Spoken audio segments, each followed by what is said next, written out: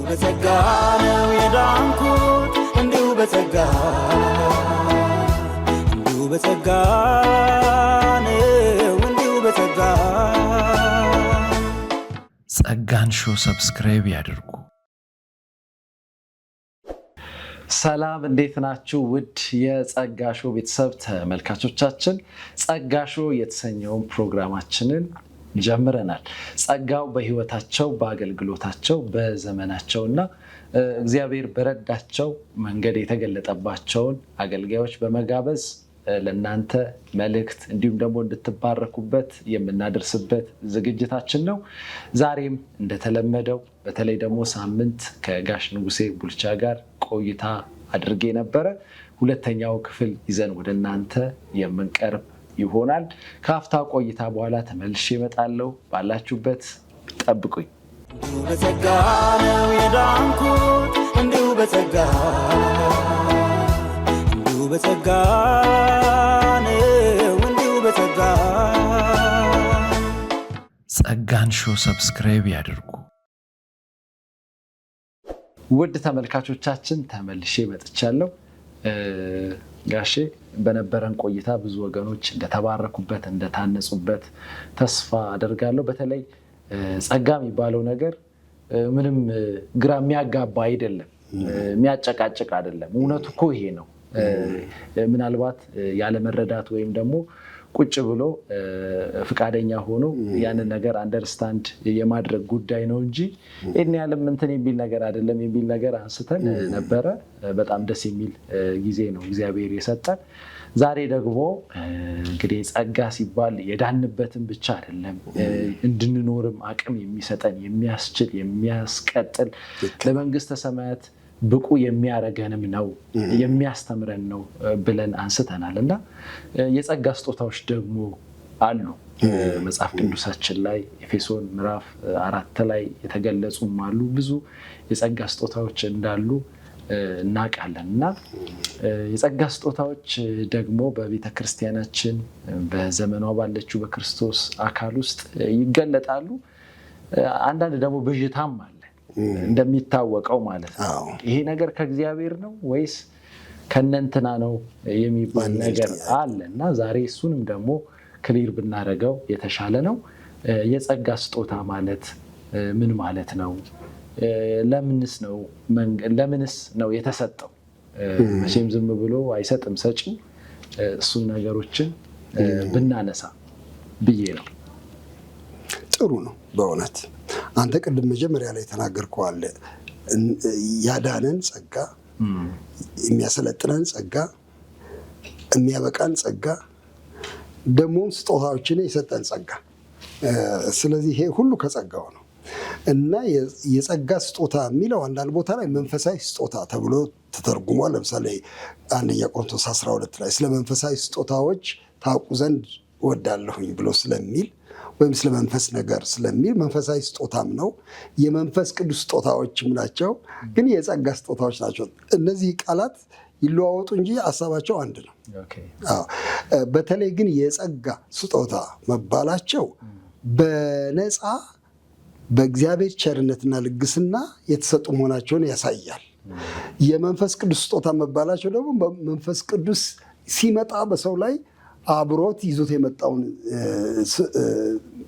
ችሎታ ያሳያል። ችሎታ ማለት ነው እውነት ለመናገር ስጦታ አንድ ነገር የማድረግ ችሎታ ነው ወይ ምናልባት የማስተማር ችሎታ ነው፣ የመስበክ ችሎታ ነው፣ የመጸለይ ችሎታ ነው፣ የመዘመር ችሎታ ነው፣ ህሙማንን የመፈወስ ችሎታ ነው። ይህ ጸጋ ስጦታ የሚባለው ስለዚህ ችሎታ ነው። እንድንችል የሚያደርግ እግዚአብሔር እንዲሁ በነፃ የሰጠን ስጦታ ነው። ስለዚህ እኔ ከጸጋ ጋር መያያዙ ስጦታ በጣም ጥሩ ነው።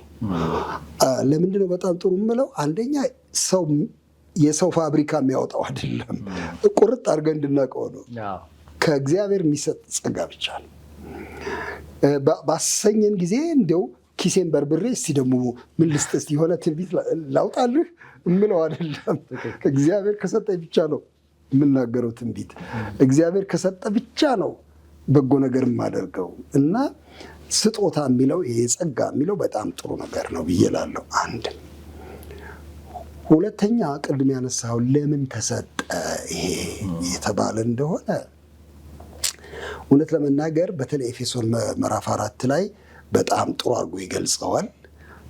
እዚያ ላይ ጸጋ እንደሆነ የሚያሳየን ወደ ላይ በወጣ ጊዜ ምርኮን ማረከ፣ ለሰዎችም ስጦታን ሰጠ ይላል። ከድል በኋላ ምርኮ እንደሚከፋፈሉ ማለት ነው። ጌታችን ኢየሱስ ክርስቶስ በኃይሉ ከሙታን ትንሣኤ በኋላ ለአማኞች ለአካሉ ስጦታን ሰጠ። ለምን እንደሰጠ እዚያው ላይ ይናገራል።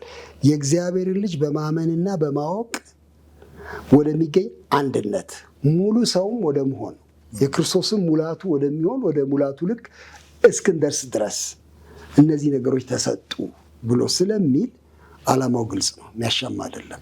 ለአካሉ ነው የተሰጠው። አካሉ ማለት ቤተክርስቲያን፣ የክርስቶስ ማህበር፣ ለክርስቶስ ተከታዮች ማለት ነው። ለነሱ ነው የተሰጠው። ለምን ተሰጣቸው? እምነት፣ በክርስቶስ ባለ እምነት ምክንያት ሁሉም ሰው ተባብረው ወደ አንድነት እንዲመጡ ነው። እንግዲህ የጸጋ ስጦታዎች አንድ አድራጊዎች ናቸው እንጂ ከፋፋዮች አይደሉም። በጣም የሚያሳዝነው ነገር በጸጋ ስጦታዎች ምክንያት ብዙ መጣላት ተፈጥሯል፣ ብዙ መከፋፈል ሆኗል። ግን ቀዳሚ ዓላማው እንድንከፋፈልበት አልነበር፣ እንድንተባበርበት፣ አንድ እንድንሆንበት ነው። የአንድነት ማጠናከሪያ ነው የጸጋ ስጦታ በመሰረቱ።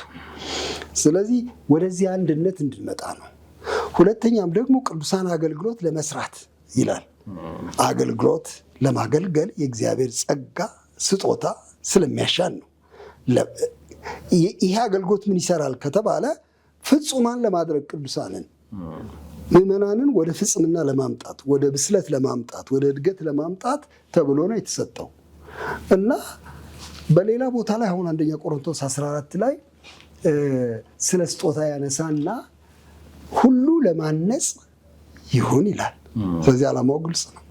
ለማፍረስ፣ ለመኩራራት፣ ልዩነት ለመፍጠር፣ ሶስተኛ ሁለተኛ ደረጃ ዜጋ ለማሳየት ሳይሆን ለማነጽ ነው። አንተን ካላነጸ እኔ ውስጥ አለኝ የምለው ስጦታ እንግዲያው አሳዛኝ ነው። አንተ ውስጥ ያለው ስጦታ እኛን ማንጽ ከሆነ ጥያቄ ነው የሚፈጥረው። የሚያንጽ ነው የእግዚአብሔር ጸጋ፣ የእግዚአብሔር መንፈስ የተሰጠው ለቤተ ክርስቲያን አንዱ ሌላውን ሊያንጽበት ነው። ስለዚህ በዚህ አይነት የተሰጠን ነው። ዓላማውም ይሄ ነው ለማለት ነው። ደግሞ ለእያንዳንዳችን ነው የተሰጠው። አንዳንዶች በተለየ የተመረጡ ሰዎች የሚባል አይነት አስተሳሰብ አይደለም። እውነት ለመናገር አንደኛ ጴጥሮስ ምዕራፍ 4 ቁጥር 10 ላይ ለእያንዳንዳችን ተሰጠን ነው የሚለው። ለእያንዳንዳችን እንደተሰጠን ጸጋ ስጦታ ደጋግ መጋቢዎች እንደመሆናችን በዚያው ጸጋ እርስ በርሳችን እናገልግል ይላል። ስለዚህ ለሁላችንም እግዚአብሔር እንደፈቀደ የሰጠው ስጦታ ነው። ይህንን ነው የምንመለከተው። ያልተሰጠው ሰው ማንም ሰው የለም። አዎ፣ በዚህ በጴጥሮሱ መልእክት መሰረት ሁሉ ሰው እግዚአብሔር በቸርነቱ ሰጥቶታል። በጣም ይገርማል። እንግዲህ አንዳንዴ ለእነንትና ብቻ የተሰጠ አድርገንም የምናስብበት ሁኔታ አለ። ወይም እንደዛ እንድናስብ የሚያደርጉ ነገሮች የምንገደድበት ሁኔታዎች አሉ። ግን ዛሬ ደግሞ ያው አሁን ቁጭ ብለን ስናወራ ለካ ሁላችንም በጌታ በኢየሱስ ክርስቶስ ያመነ ሁሉም እንዲያገለግል ልክ ነው ተሰጥቶታል ብዬ ነው እርሶም ሲናገሩ እኔ የሚያመንኩት።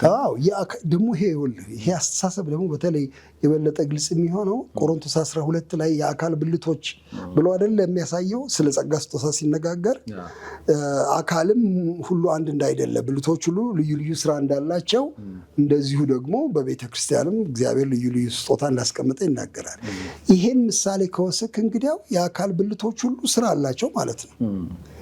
ልክ እንደዚያው ማለት ነው እንግዲህ እግዚአብሔር ልዩ ልዩ ችሎታና ጸጋ በማህበሩ ላይ አኑሯል ማለት ነው። ሰጥቷል። ተመሳሳይ አይደለም። ሁላችንም እንደ ድርሻችን የጸጋ ስጦታ በተለይ ይሄ የአገልግሎቱ ስጦታ ሁሉም ሰው ተሰጥቷል ብለን እንደው እናምናለን። እንደ እግዚአብሔር ቃል በምድራችን ያለችው የክርስቶስ ቤተክርስቲያን በዚህ የጸጋ ስጦታ እየተጠቀመች ነው ብለው ያስባሉ? አሁን ካለው ነባራዊ ወይም መሬት ላይ ካለው እውነታ አንጻር ምን ያህል አካሉን እያነጸ ነው? ምን ያህል እየተጠቀምንበት ነው? ምን ያህል የሰዎች ሕይወት እየተሰራ ነው? ምን ያህል ሰዎች ወደ እግዚአብሔር መንግስት እየመጡበት ነው ብለው ያስባሉ? በዛውም ከአጠቃቀም አንጻር ያለው ክፍተትስ እንዴት ይታያል? እንዴትስ እንሙላው? ይሄ በጣም ዋና ጥያቄ ነው። በእውነት በጣም የሚያሳስበንም ነው። አሁን በእኛ ሀገር ቤተክርስቲያን፣ እኛ ሀገር ብቻ አይደለም ሌላም ቦታ ቢሆን ግን እነዚህ ስጦታዎች ብዙ ናቸው። እሱ መገንዘብ ጥሩ ነው። አየህ እንደ ባንዲራ የሚውለበለቡ የሚታዩ የተወሰኑ ስጦታዎች ላይ ሆነ ትኩረታችን አንዱም ያዛባን ነገር እሱ ነው ብዬ ነው የማስበው። በጣም የሚታወቁ በቃ እንደው በግልጥ የሚታዩ ስጦታዎች አሉ። ለምሳሌ ወይ የፈውስ ስጦታ ሊሆን ይችላል፣ ወይ የስብከት የትምህርት ስጦታ ሊሆን ይችላል፣ ወይ እንዲህ አይነት በጣም ጉልህ የሆነ የትንቢት እንደዚህ አይነቶቹ በጣም በተደጋጋሚ በግላጭ ስለሚቀርቡ ምንም ሌላ ያለ አይመስልም። ግን እውነት ለመናገር ብዙ ነው ስጦታው። አንዱ ወደ ግንዛቤ እንድንመጣ የሚያስፈልገው እሱን ነው። በሮሜ 12 ላይ ተዘርዝረዋል። በአንደኛ ቆሮንቶስ 12 ላይ፣ በኤፌሶን 4 ላይ፣ በሌሎችም ቦታዎች ላይ እኔ እንዲያውም ሊስቱ ተዘጋ ለማለትም እንኳን አልደፍርም። በእውነት ግን ተገልጸዋል። ብዙ የስጦታ አይነቶች ተገልጠዋል። ዛሬ እንዲያውም አንድ ቦታ ሳነብ ኢሳይያስ 11ንም የስጦታ ዝርዝር አድርጎ ያቀርበዋል። በክርስቶስ ላይ ያረፈበት መንፈስ የእግዚአብሔርን የመፍራት የምክር መንፈስ፣ የማስተዋል የእውቀት መንፈስ ምናምን የሚለው እሱም እኮ አንድ የስጦታ ዝርዝር ነው ብለው የሚያስቡ ሰዎች አሉ። ስለዚህ እኔ ክፍት ብንሆን ብዙ የእግዚአብሔር ስጦታ እንዳለ ብናይ በጣም እንዲያው አይን የሚስቡትን ብቻ ባናወራ እላለሁ። ብዙ ሰው አሁን ስለ እርዳታ ማንም ሰው አያስብም ስጦታ አድርጎ። ግን አንዳንድ ሰዎች እርዳታ የሚባል ስጦታ አላቸው። ሰዎች መርዳት፣ ማገዝ። በእውነት ለመናገር ጉዳይህን በማስፈጸም ይሁን ስትቸገር በማገዝ ይሁን በሆነው መንገድ ሁሉ እርዳታ ስጦታ ነው። የሚገርምህ ምን ልበል፣ ምክር ለምሳሌ የሚመክር በመምከር ዊትጋ እንደሚለው እና ማስተዳደር ስጦታዎች ናቸው እነዚህ ሁሉ። እኔ እንዲያውም አንዳንዴ እንደ ቀልድ አድርጌ ጳውሎስ አጠገብ ብሆን ኖሮ ፈገግታንም ጨምርበት እባክህ ለስጦታ አድርገን ነበረ። ለአንዳንድ ሰዎች እንደሱ አላቸው። እና እኔ ምንድን ነው የምለው ስጦታዎች ብዙ መሆናቸውን አለመረዳት አንዱ የውዝግቡ ምክንያት ሊሆን ይችላል። በጣም ፎከስ የምናደርገው የተወሰኑ ላይ ሆንና እነሱ ላይ ቀኝ ግራ እያለን ነው የምንውለው። አንዱ እሱ ነው። ሁለተኛ ደግሞ የማየው ነገር ቅድም በደንብ ተጠቅመንበታል ወይ በቤተ ክርስቲያን እየታነጽንበት ነው ወይ ላልከው ጥያቄ፣ አዎ እየታነጽንበት ነው። በእውነት እግዚአብሔር የተባረከ ይሁን። እግዚአብሔር ልዩ ልዩ ስጦታዎችን ሰጥቷል። እንደው ለጊዜው መቼም ችግሩ እየጎላ ስለታየን እንሳቀቃለን እንጂ አሉ ስጦታዎች የተሰጣቸውም ሰዎች አሉ። ጥቅምም ተገኝቷል። በእውነት ለብዙ ቦታ ለወንጌል መደመጥ ጉልበት የሆኑ ስጦታዎች አይተናል። በየገጠሩ በየሚስዮን ጣቢያው በየወንጌል ተልእኮ ሁሉ ላይ የተገለጡ ልዩ ስጦታዎች፣ ለምሳሌ እርኩሳን መናፍስትን ማስወጣት፣ አጋንንትን በጌታ ስም ገስጾ ማስወጣት። ብዙ ሰዎች ከአጋንንት ነፃ ሲሆኑ ለወንጌል ልባቸው ክፍት ይሆናል። እሱንም ያዩ ደግሞ ወደ ወንጌል ይመጣሉ። ድውያን ሲፈወሱ ያዩ ደግሞ ለጌታ ልባቸው ክፍት ይሆናል። ስለዚህ እነዚህ ስጦታዎች እየጠቀሙን ነው። እኔ በጣም እግዚአብሔርን አመሰግናለሁ። እየጠቀሙን ነው። አሁን በጣም ብዙ ጉድለት የሚታይበት የትንቢት ስጦታ ለምሳሌ ብዙ ቦታ ረብሻ የፈጠረ እሱ እንኳን በእውነተኛ መንገድ ሲቀርብ እውነተኛ ሰዎች ከጌታ ዘንድ ተልከው ሲያቀርቡ ብዙ ሰዎች ከሀዘናቸው ይጽናናሉ፣ የእግዚአብሔር መልእክት ይደርሳቸዋል እና እየጠቀመን ነው። ምንም ጥያቄ የለው። እዚህ ላይ እንትን አይደለም እየተጠቀምን አይደለም ብሎ ማሰብ አንችልም። በፍጹም እና እግዚአብሔር በሚያስገርም ሁኔታ በተለይ ባለፉት 50 ዓመታት ማለት ይችላለሁ በእኛ አገር ውስጥ በከፍተኛ ደረጃ ብዙ ሰዎች ወደ ወንጌል እምነት የመጡት ከስጦታዎቹም ጋር ተያይዞ ነው። እውነት ለመናገር ከኃይል መገለጥ ጋር ተያይዞ ብዙዎች ወደ ጌታ መጡ። ስለዚህ እኔ እነዚህ ስጦታዎች ማራከስም፣ መንቋሸሽም፣ መራቅም፣ መኮነንም አይገባንም ባይ ነኝ። ይሁን እንጂ ስህተት ይሰራል ወይ? እንዴት ነው የስህተቱ ሁኔታ? ቤተክርስቲያን በተገቢ መንገድ ይዛለች ወይ ካልከኝ ምን እነግርሃለሁ? እሱ የታወቀ ነው። በጣም በሚያሳፍር ሁኔታ ስመ እግዚአብሔር እየተጠራ የሰው ኦፒኒየን የሰው አስተሳሰብ የሚነገርበት በትንቢት ስም እና በጣም በሚያዋርድ መንገድ የጌታን ስራ እንደሱ ይደረጋል። ያው የምናየው ነው። ሰዎች ለግል ጥቅም ሲሉ ለራሳቸው ሲሉ የሰዎችን መንፈስ እያባበሉ በስጦታ ስም የሚደረገው ብዙ ነውር ነገር አለ። እኔ አዝናለሁ። አሁን አንድ ጊዜ ሰፈሬ ውስጥ ያጋጠመኝን ልንገርህ። እኔ የምኖርበት ሰፈር ሰዎች ተሰልፈው አየሁኝ። አንድ ቦታ በጠዋት ተሰልፈዋል። ረዥም ሰልፍ ነው እና እኔ ዳቦ ቤት አጠገቡ ስላለ ዳቦ ሊገዙ ነው እንዲህ ምንድን ነው ለምንድን ይሄ ሰልፍ ቤት ያይቃሉ ሰዎች ስጠይቅ አይ ዳቦ አይደለም አለ። አይ እነዚህ እንትኖች ናቸው ገንዘብ እንሰጣለን የባንክ ቡካችሁን አምጡ እዛ ላይ እንጸልይላችኋለን በቃ ታገኛላችሁ ምናምን ይሏቸዋል። ከክፍለ ሀገር ድረስ እየመጡ በጣም በሚያሳዝን ነገር ነው መቼም የህዝባችን ችግር ተሰልፎ ባንክ ቡኩን ሊያጸልይ ወይም የሆነ ነገር ሊያደርግ ኤቲኤም ካርዱ አዘንኩ በጣም ገባህ። ማንም ሌላ ሰው ቢያደርገው አይደንቀኝም፣ ግን የጌታ የኢየሱስ ክርስቶስ ስም ተጠርቶ ይሄ ነገር ሲደረግ ስታይ ትደነግጣለህ፣ ታፍራለህ፣ ምን ይሻላል ትላለህ። እና እንደዚህ አይነት ሌሎች ብዙ ነገሮች አሉ። በውሸት በተነገሩ ትንቢቶች የተጎዱ ሰዎች፣ ከእግዚአብሔር ጋር የተኳረፉ ሰዎች የታለ ታዲያ እንዲህ ብሎኝ ምንም ነገር የተጨበጠ አላገኘውም፣ ውሸት ነው በቃ ይሄ ነገር። እግዚአብሔርን የካዱ ሰዎች ይህንን ስታይ አረ እንደው ዝም ብለን አርፈን ብንቀመጥ ስጦታ የሚባል ባይነሳ እስክንል ድረስ የሚያደርስ ሁኔታ እንዳለ አውቃለሁ። ግን አያስኬደንም። መጽሐፍ ቅዱስ እንደሱ አይልም።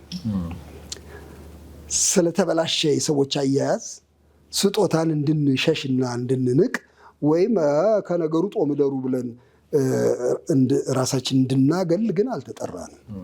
እግዚአብሔር አሁንም ይሰራል፣ በስጦታዎቹም ቤተክርስቲያኑን ያንጻል። ስለዚህ እኛ ለዚያ ለእውነተኛው ስጦታ መናፈቅ፣ የተበላሸውን ማረም፣ ሳናፍር ሳንፈራ መገሰጽ፣ ማስተካከል ነው የሚገባን ባይ ነኝ። በጣም ጥሩ ብዙ ነገሮችን አነሳን። እዚህ ጋር እንደው በዛውም እንዲጨምሩልኝ የምፈልገው ነገር መጽሐፍ ቅዱስ ላይ ጌታ ኢየሱስን የሚጠይቁ ሰዎች አሉ። በስም አጋንንት አላወጣንምን? በስም ደዌያን አልፈወስንምን? በስም እንዲህ አድርገናል ብለው ትላልቅ ከጸጋ ስጦታዎች ጋር የተያያዙ የሚመስሉ አገልግሎቶችን እንደሰጡ ይናገራሉ። ጌታ አላውቃቸውም የሚልበት ክፍል አለ መጽሐፍ ቅዱሳችን ላይ እና ይህን ክፍል እንዴት ይረዱታል? ጠያቂ ሳለ ወይ እንደው በዛውም ዝም ብለን የተሰጠንን ጸጋ ያለ አግባብ በመጠቀም መጨረሻ ላይ የሆነ ነገር እንዳንጠብቅ አንጠየቅበትም ወይ የሚለውንም ነገር ብናነሳ ጥሩ ነው ብዬ ነው የማስበው። ምክንያቱም አንዳንድ ወገኖች እግዚአብሔር የሆነ ሰው ላይ የሆነ አገልጋይ ላይ በጣም እየሰራበት እየተጠቀመበት ብዙ ነገር እየታየ ህይወቱ ደግሞ ከባድ የሞራል ውድቀት ውስጥ የሚያሳዝን ይሄ ሰው ድኗል እስኪባል ድረስ የሰዎች የቅዱሳን አእምሮ ውስጥ ጥያቄ የሚፈጥርበት ሁኔታ አለ እና ያ ሰው ሲያገለግል በጣም እሳት መውረድ ነው ከሰማይ የሚቀረው። ደግሞ ህይወቱ ደግሞ ጠጋ ሲባል ደግሞ ከበድ የሚልበት ሁኔታ አለ እና ይሄ ነገር ራሱ የሰዎች አእምሮ ውስጥ ጥያቄ ይፈጥራል እና ከዛ አንጻር ከተጠያቂነት አንጻር ህይወትንም ከመጠበቅ ከዋስትናም አንጻር ቢነሳ ብዬ ነው። ምንድን ነው ልክ ነህ። ነገሩ የሚያስተክዝ ነው ይሄ እውነት ለመናገር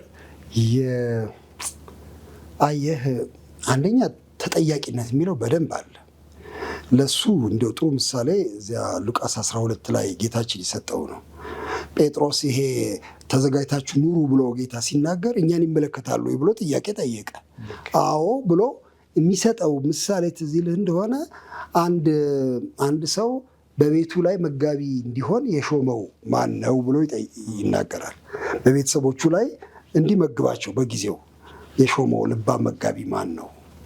እንዲህ ሲያደርግ የሚያገኘውን ባሪያ ብፁዕ ነው፣ ይሾመዋል ለበለጠ። ነገር ግን ያ ተሿሚ ያ በእጁ ስጦታ የተቀበለ መጋቢ ቢበላና ቢጠጣ ለራሱ ጥቅም ቢያውለው ማለት ነው፣ ቢሰክርም ይላል ከመስመር ቢወጣ አብረውት ያሉትን ገረዶች እና አሽከሮች ቢደበድብ ያ ጌታ ባልጠበቀው ሰዓት ይመጣል፣ እድሉንም ለሁለት ይሰነጥቀዋል፣ ከማይታመኑ ጋር ያደርገዋል ብሎ ይላል። የመክሊቶቹንም ምሳሌ ታውቀዋለህ። መክሊት 5 2 1 መክሊት ለሰጣቸው ይጠይቃል መጨረሻ ላይ። ስለዚህ ስጦታ አለኝ የሚል ሰው ሁሉ ይጠይቃል ማለት ነው። ምንድን ነው ያረክበት? እንዴት ነው ያረክበት? ከተጠያቂነት አናመልጥም። ደግሞ አንተ እንዳልከው በስምህ እንደዚህ አድርገን ሲሉት ከቶ አላወቅኳችሁም ይላቸዋል ይላል ቃሉ። እና ይሄ የሚያሳየው ምንድን ነው? ባለ ስጦታ መሆን ወይም የእግዚአብሔር ስጦታ አለኝ ወይም በስሙ ይህን አድርጌያለሁ ማለት ዋስትና እንዳልሆነ ያሳየናል። ምን ሊሆን እንደሚችል አናውቅም። እግዚአብሔር ጻድቅና እውነተኛ ስለሆነ አንዱ እሱ ነው። ታዲያ እንዴት ነው የሚሰራባቸው የሚል ነው አንዱ ጥያቄያችን። እንዴት ነው እንዲህ እየሰራ ሰውየው እንደዚህ እየኖረ የሚል ጥያቄ ነው። እኔ እዛ ላይ መቼም የሚያዋጣኝ ትሁት መሆን ነው፣ ሌላ አይደለም። ለምን ነው ትሁት መሆን የምለው? ወድጄ አይደለም። ይኸውልህ እግዚአብሔር ትልቅ ነው፣ የሚያስገርም ነው። በስጦታው አይጸጸትም የሚል ቃልም አለ። የሚያስገርም አሁን ለክፎችም ለደጎችም ለኃጥአንም ለጻድቃንም ፀሐዩን ያወጣል ዝናቡንም ያዘንባል። አሁን እሱን ምን ታደርገዋለህ? እግዚአብሔር በቃ ይሰጣል። ማጽደቁ አይደለም። ዝናብ አዝንቦ አርሶ ሲበላ ሰውየው ኃጢአተኛው ሰው እግዚአብሔር እየተሳደበ አርሶ ያበቅልለታል። የሚገርምህ በቅሎ አጭሎ ይበላል። የለም እንደ እግዚአብሔር አለ። ይህን የእግዚአብሔርን ጥልቅ ቸርነት ሰዎች ያለ አግባብ ይጠቀሙበታል። ያው በመጨረሻ ላይ ጌታ እንግዲህ ያው እንደ ስራቸው ይከፍላቸዋል። ግን ለሚያይ ሰው ያደናግራል። ለምሳሌ አንዱ ጻድቅ ሰው ተጎሳቁሎ በህመም ተጎድቶ ታሞ ይሞታል። ሌላ ደግሞ እግዚአብሔርን የሚሳደብ እንደ ልቡ የኖረ ሰው ደልቶት የልጅ ልጅ አፍርቶ ይኖራል። ይሄንን ማገናዘብ ለአእምሯችን በጣም ከባድ ይሆናል። ግን የእግዚአብሔርን ሰፊ እጅ የምህረት እጅ ነው የሚያሳየኝ። እኔ እነዚህም ጸጋ የተሰጣቸው ሰዎች እግዚአብሔር ሊጠቀምባቸው ይችላል። ይሄ ማለት ግን ንጹሐን ናቸው፣ ትክክለኞች ናቸው ሁልጊዜ ለማለት ግን የሚያስደፍረን አይደለም። እነሱም አይጠየቁበትም ማለት አይደለም። ምናልባትም ደግሞ እየቆየ በህይወት እያሉም ሊያስከፍላቸው የሚችል ነገር ይኖራል ብዬ እሱን ሁሉ ፈራለሁ። እኔ ሶምሶን ትልቅ ጸጋ የተሰጠው ሰው ነበር፣ የምታውቀው ነው። በጣም በእግዚአብሔር በኃይል ቀባው እና ያው የሚያደርገውን ሁሉ ያደርግ ነበር በመንፈስ ኃይል። ግን ባህሪው ግን ንጹህ አልነበረም። ባህሪው ጠንቃቃ አልነበረም። ከዚህ የተነሳ ታሪክ ውስጥ ተከታተል ያው የታወቀ ነው። ጉዳት ላይ ወደቀ። አሳፋሪ ውርደት ላይ ወደቀ። ሶምሶን የታወቀ ነው። ለእስራኤልም ሐዘን ለራሱም ሐዘን። ፍልስጤማውያን እንደገና አበቡ በእስራኤላውያን ላይ እንደገና ኃይል አበጁ በሱ ውድቀት ምክንያት። ስለዚህ እኔ የእግዚአብሔር ሕዝብም የእግዚአብሔር ማህበርም የእግዚአብሔር ቤተክርስቲያን ትጎዳለች በእንደዚህ አይነት ሰዎች። ጸጋው ኖሯቸው ወይም ስጦታው ኖሯቸው ባህሪያቸውና ህይወታቸው ግን ከመስመር የወጣ ሰዎች ጉዳታቸው ትልቅ ነው። ለግል ህይወታቸው ብቻ አይደለም፣ ለእግዚአብሔር ማህበር በስሙ ለሚጠራው ማህበር ሁሉ ከባድ ጉዳት ነው፣ ሰቀቀንም ነው። ስለዚህ እኔ እንዲመለሱ ግን እግዚአብሔር እድል ይሰጣል። በእውነት ሶምሶን ያቺ የመጨረሻ እድል አልተሰጠውም። እባክህ አንድ ጊዜ አስበኝ ያለው እነዚህ ሰዎች ቢመለሱ እግዚአብሔር ለብዙ ጥሩ ነገር ለትልቅ ነገር ያበቃቸዋል ብዬ አምናለሁ። እኔ እግዚአብሔር ደግ አምላክ፣ ቸር አምላክ፣ ሩህሩህ አምላክ ስለሆነ የምህረቱ ተጠቃሚዎች እንዲሆኑ ነው መንገር ያለብን እንጂ ይኸው እንደዚህ እያደረገ ይኸው ይጠቀምበታል እግዚአብሔር ምን እስከዚህ ድረስ ያው ነው ሁሉም ነገር ወደሚል ቸልተኝነትና ዝንጉነት መሄድ ጥሩ ነው ብዬ አላስብም። ይልቅ ምህረት ለነሱም ለእኛም መለመን ለቤተ ክርስቲያንም መለመን ይገባል ነው የምለው። እግዚአብሔር ይርዳን። እንግዲህ ቀላል ነገር አይደለም። ያው ትልቅ እግዚአብሔር ጸጋም ለዚህም ያስፈልጋል ብዬ እውነት ነው አስባለሁ። እንደተነሳው ብዙ ሰዎች በዚህ አቢዩዝድ የሆኑ ሰዎች አሉ፣ የተጎዱ ሰዎች አሉ።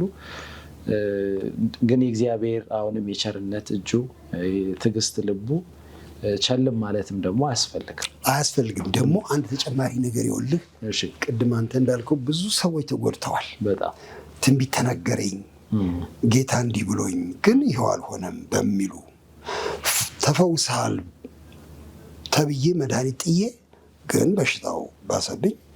እንዲያውም እንደሱ የተባሉ አንዳንድ ሰዎች ይሞታሉ። እኔ ምንድን ነው የምለው የጌታ ጸጋ አለባቸው ብለናቸው የምንላቸውን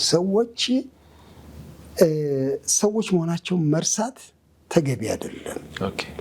አንድ ጊዜ ተገልጦባቸውም እንኳ ቢሆን የእግዚአብሔር ጸጋ ምናልባት ሰዎች ናቸውና ከመስመር ሊወጡ ይችላሉ። አንዳንድ ቀን እውነተኛውን ነገር ከጌታ ተቀብለው ይነግሩናል። አንዳንድ ቀን ግን ምናልባት ሳያዳምጡ ጌታን የማይሆን ነገር ሊነግሩን ይችላሉ።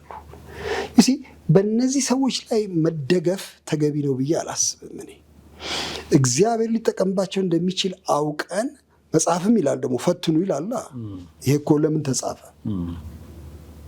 አታቃሉ፣ ትንቢትን አትናቁ፣ ግን ሁሉም ፈትኑ፣ መልካሙንም ያዙ ካለ መልካምና ክፉ የሚባል አለ ማለት ነው። አየህ አሁን እንደው የሰነፍ ስራ የምንሰራው ሁለት ነገር በሚዛን ይዘን መሄድ አንወድም። እኛ ቶሎ እንዲጠቃለል ነው የምንፈልገው። ወይ መልካም ነው እንልና ሸምጥጠን እንሄዳለን፣ ወይ ክፉ ነው ብለን ዝግት እናደርገዋለን። አልተፈቀደም። ፈትኑ ነው የተባለው። እንግዲህ ይሄን ማዳበር ነው የሚያስፈልገን። ብስለትም እዚህ ጋር ነው።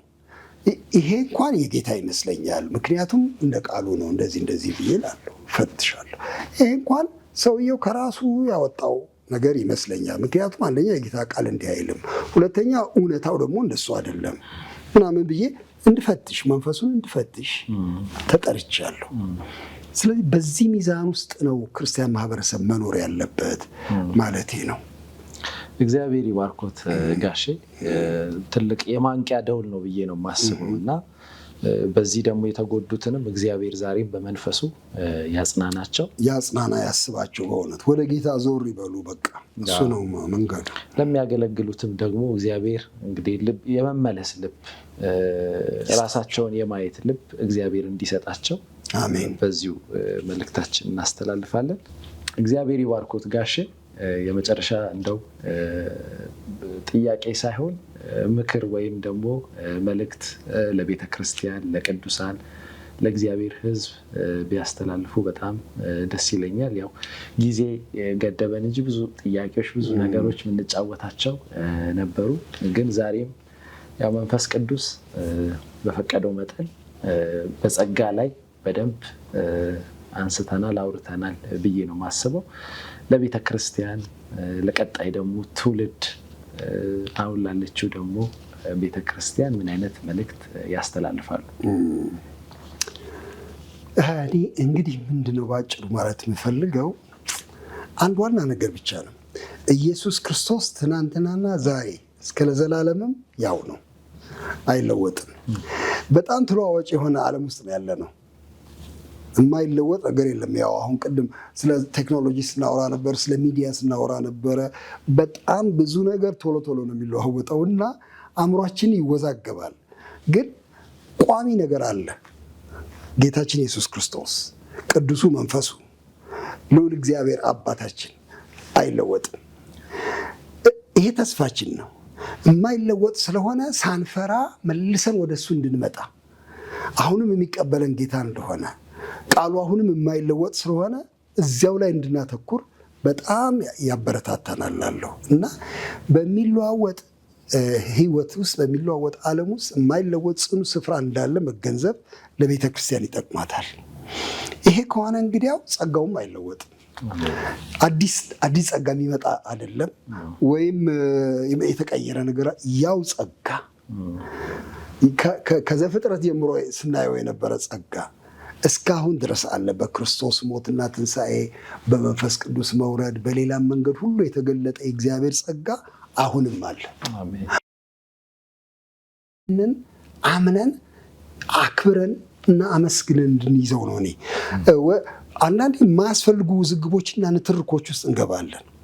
እንደው ዝም ብለህ ስትፈትሸውና እስቲ ምን ይወጣዋል ብለህ ስትጨምቀው ምንም ጠብ የማይል አንዳንድ ዝም ብሎ ቅድም አንተ ጉንጭ አልፋ አልከው እና እንደሱ አይነት ነገር ውስጥ ገብተህ መድከምም ጥሩ አይደለም። እውነት ለመናገር እውነተኛውን ወንጌል ግን መመከት አለብን፣ እሱን ማሳየት አለብን።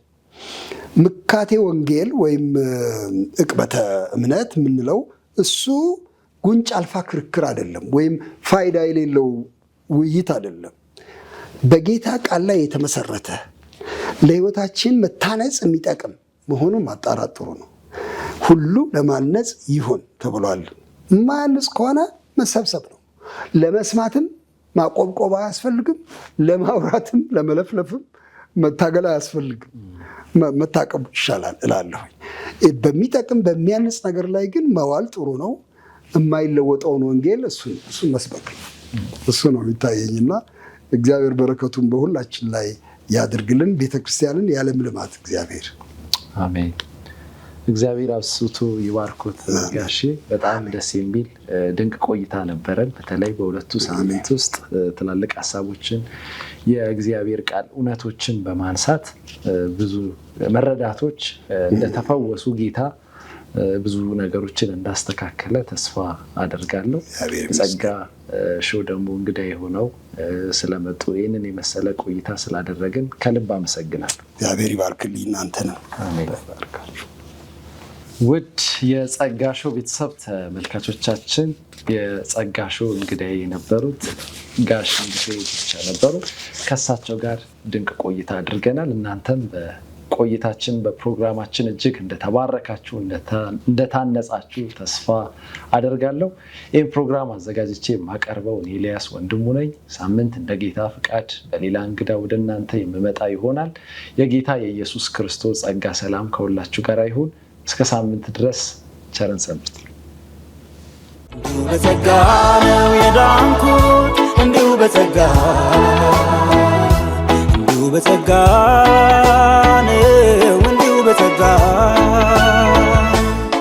ጸጋን ሾው ሰብስክራይብ ያድርጉ።